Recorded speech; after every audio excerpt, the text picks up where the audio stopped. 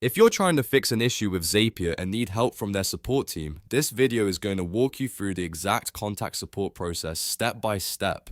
Whether you're dealing with a broken automation, a task error, a connection problem, or something that just isn't working the way it should, reaching support the right way can save you a lot of time. And before we jump in, if this tutorial helps you out, make sure to hit the like button and subscribe for more easy software guides just like this.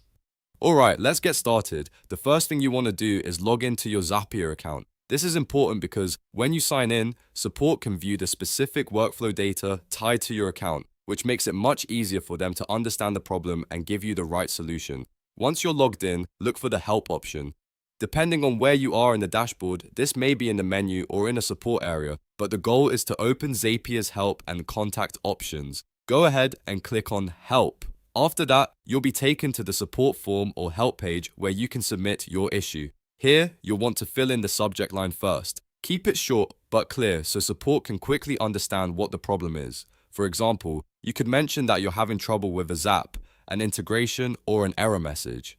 Next, move into the details section. This is where you explain the issue in more detail. Be specific about what happened, what you were trying to do, and what part of the workflow is failing. The more clear and detailed you are, the faster support can help you. If you have a screenshot, upload it as well. Screenshots are really useful because they let the support team see the exact error or issue instead of trying to guess based on text alone. Once you've entered the subject, added the details, and attached any screenshot if you have one, take a moment to review everything one last time. Make sure the information is accurate and easy to understand. Then click Send to submit your support request.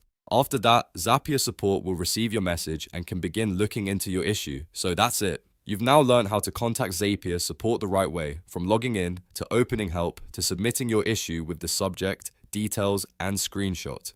If this video helped, don't forget to like, subscribe, and leave a comment if you want more step-by-step tutorials like this one. Thanks for watching, and I'll see you in the next video.